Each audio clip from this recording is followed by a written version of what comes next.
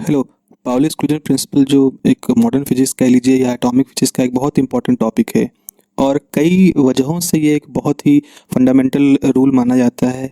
और पाउली का एक बहुत बेहतरीन काम है पाउली एक्सक्लूजन प्रिंसिपल। तो हम इसे एटॉमिक फिजिक्स के टॉपिक के फॉर्म में भी पढ़ते हैं और मॉडर्न फिजिक्स के टॉपिक के फॉर्म में भी पढ़ते हैं। अच्छा, शुरुआत करते हैं जरा अपने जो बेसिक्स हैं। और बेसिक्स में हमारे पास है बोहर का एटॉमिक मॉडल। बोहर के एटॉमिक मॉडल में क्या था? उसमें ये माना गया था कि एक प्रोटॉन है जो कि एक न्यूक्लियस है और उसके चारों तरफ एक इलेक्ट्रॉन चक्कर लगा रहा है। अब इस बहस में नहीं पढ़ते हैं कि वो चक्कर लगाते समय ऑर्बिट अपनी एलिप्टिकल रखता है या सर्कुलर रखता है। यहाँ से कोई मतलब भी नहीं है। तो बोहर का जो एटॉमिक मॉडल है, जो बोहर एटॉमिक मॉडल है, वो एक एक्चुअली टू बॉडी प्रॉब्लम है जिसमें न्यूक्लियस एक है बॉडी और इलेक्ट्रॉन एक दूसरी बॉडी है। श्रोडिंगर इक्वेशन जब इस तरह की सिचुएशन के लिए सॉल्व की जाती है तो वो पूरी डिफरेंशियल इक्वेशन बिल्कुल कंप्लीटली सॉल्व हो जाती है। हमारे पास बिल्कुल प्रिसाइज एक्यूरेट सोल्यूशन आता है। अब सोल्यूशन के फॉर्म में आप मान सकते हो कि हमें बिल्कुल करेक्ट एक्यूरेट एनर्जी लेवल्स पता चल जाती हैं। आइगन एनर्जी वैल्यूज़ जो स्टैंडर्ड फॉर्म में अगर आप कहोगे तो वहाँ हमें उसकी मालूम चल जाती हैं। तो एक यहाँ एक बहुत इंपॉर्टेंट फैक्टर है कि हमें एग्जैक्ट हम सोल्यूशन निकाल सकते हैं। ये जो पूरा बिहेवियर है ये बिल्कुल वैसा है जैसा प्लैनेट सिस्टम के लिए हम लोग ने अडॉप्ट किया था। तो जब न्यूटन एरा था, जब शुरुआत में जब इस प्लानिटरी सिस्टम के एनालिसिस की शुरुआत की गई, मैथमेटिक्स डेवलप की गई, तो उस समय क्या माना गया था कि हमारे पास सन है, एक ऑब्जेक्ट है, और अर्थ जो है वो एक दूसरा ऑब्जेक्ट है, बस सिंपल, और कुछ नहीं। सिर्फ इन्हीं दो के बारे में बात की गई थी और बाकी के जो भी कॉम्प्लिकेशन थे उनको एक समय के लिए अवॉइड कर दिया गया। तो सिर्फ अर्थ और सन सिस्टम को मान के बिना किसी कॉम्प्लिकेशन के हम क्या पाते हैं? हमने काफ़ी सिग्निफिकेंट रूल पाए, हमने काफ़ी सिग्निफिकेंट उसका बिहेवियर देखा।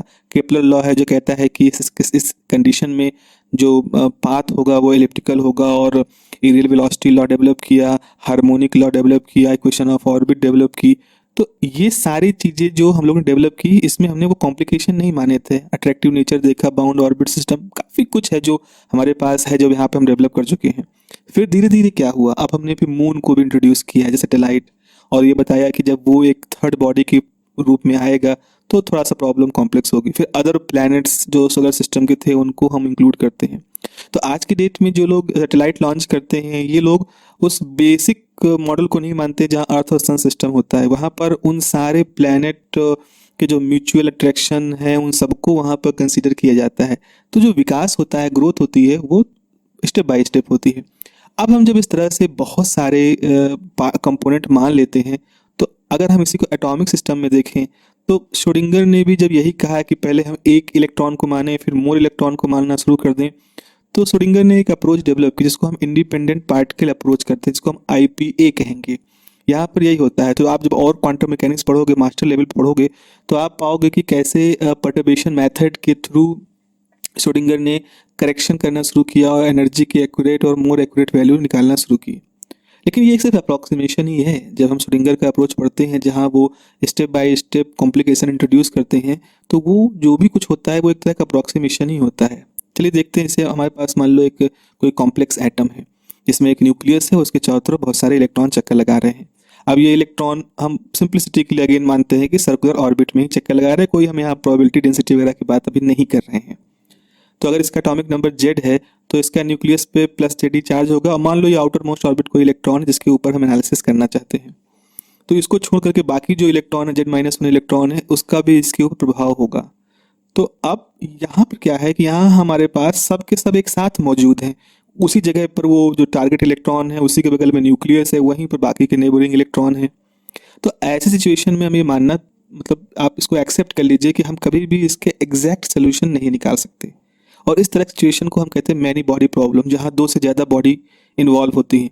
और मतलब अगर आप फिजिक्स की या मैथमेटिक्स के पॉइंट ऑफ व्यू से देखें तो ये बड़ी हॉन्टिंग प्रॉब्लम होती है। हॉन्टिंग इन सेंस मतलब काफ़ी ज़्यादा ये ब्रेन स्टॉर्मिंग पे की गई। और आज जब हमारे पास अच्छा कंप्यूटेशन मौजूद है तो हमने मॉडर्न कंप्यूटेशन की मदद से कुछ इसके न्यूमेरिकल सोल्यूशन निकाले हैं, बट स्टिल ये अभी भी वो एनालिटिकली उस तरह से सॉल्युबल नहीं है। तो ये एक मैनी बॉडी प्रॉब्लम की सिचुएशन है।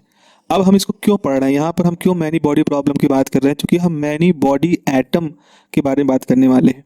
चलते हैं 1925 में।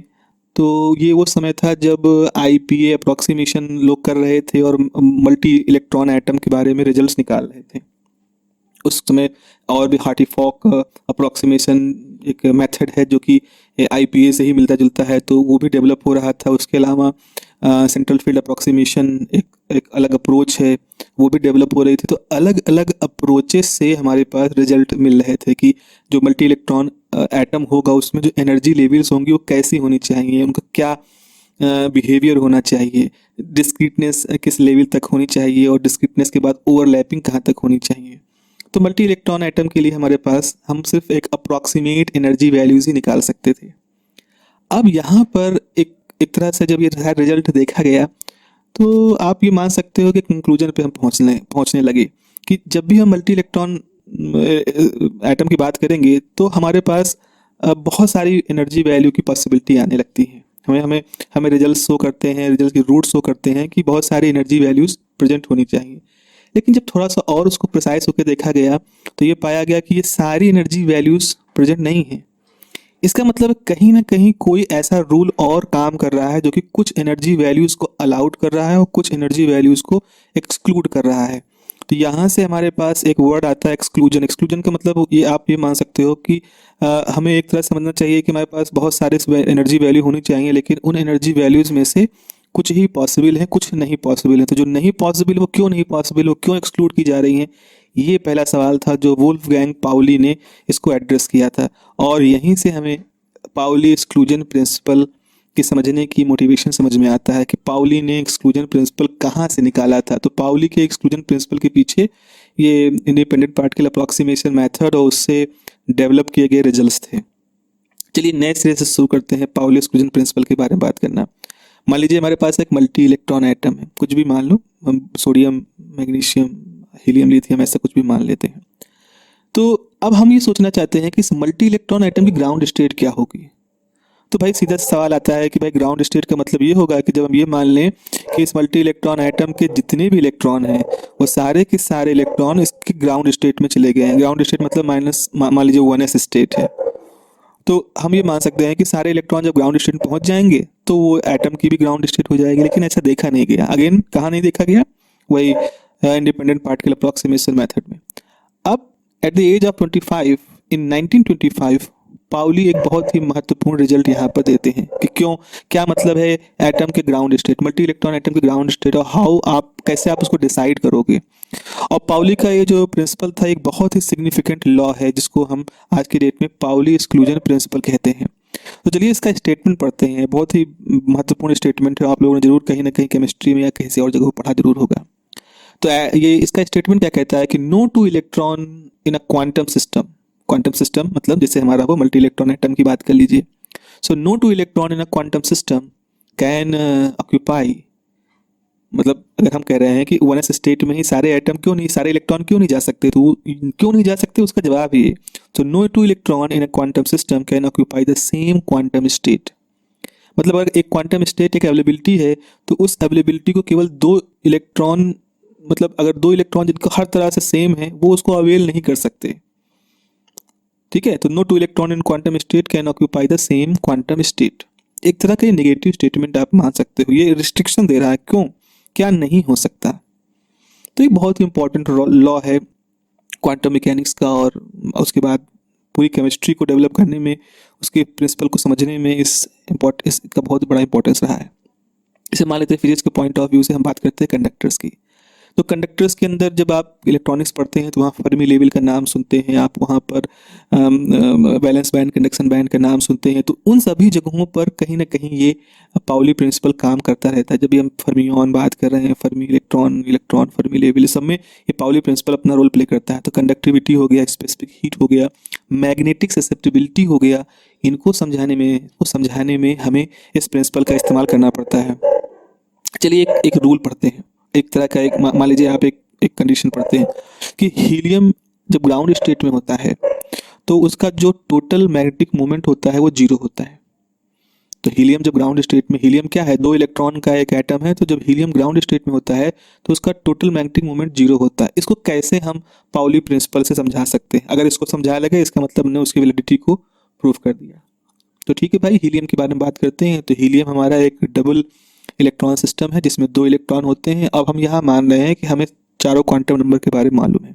Principal quantum number, azimuthal quantum number, magnetic quantum number और स्पिन क्वांटम नंबर। तो ग्राउंड स्टेट क्या हो गई, 1s स्टेट हो गई। अब यहाँ पर हम दो इलेक्ट्रॉन के सिचुएशंस की पॉसिबिलिटी देखते हैं। तो एक सिचुएशन हो गई कि एक इलेक्ट्रॉन प्लस अप स्पिन का, एक डाउन स्पिन का है। इसको आप चाहे प्लस हाफ माइनस हाफ कहें, चाहे अप डाउन करें, फर्स्ट केस है।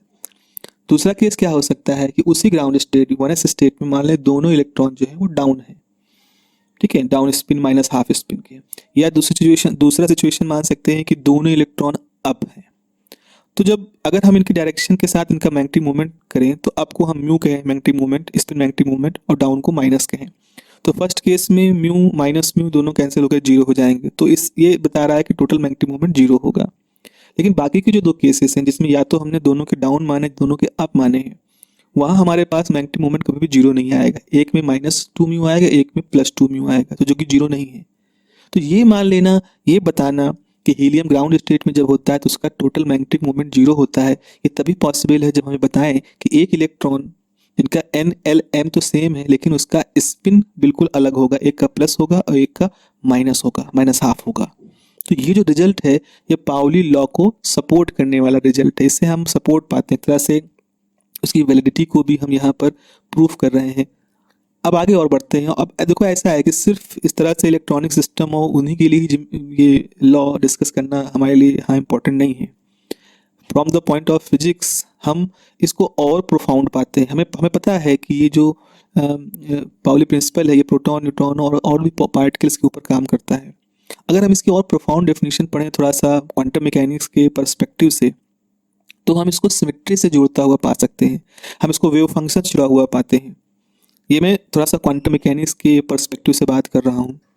तो अब जैसे एक इसका स्टेटमेंट हम कह सकते हैं जब हम क्वांटम मैकेनिक्स में और क्वांटम स्टैटिस्टिक्स में जब इंडिस्टिंग्विशेबल पार्टिकल और डिस्टिंग्विश पार्टिकल के बारे में बात करेंगे तो यहाँ पर कहा जाता है कि ये जो पाउली प्रिंसिपल है ये इनडिस्टिंग्विशबिलिटी ऑफ द आइडेंटिकल पार्टिकल के साथ जुड़ा हुआ है। मे बी ये स्टेटमेंट बिल्कुल नया लगे आपको समझ में ना आए, ऑब्वियस सी बात है, लेकिन मैं पहले से कह रहा हूँ ये क्वांटम मैकेनिक्स का पर्सपेक्टिव है जो मैं यहाँ बता रहा हूँ।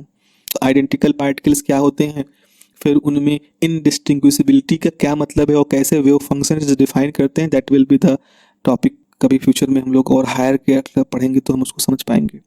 सो आज की डेट में हम ये कह सकते हैं कि पूरे यूनिवर्स में, नेचर में जितने तरह के पार्टिकल होते हैं जिनको हम पार्टिकल कहते हैं, तो जितने भी तरह के पार्टिकल होते हैं वो दो तरह की कैटेगरी में बांटे जा सकते हैं और उसका आधार क्या है, पाउली लॉ।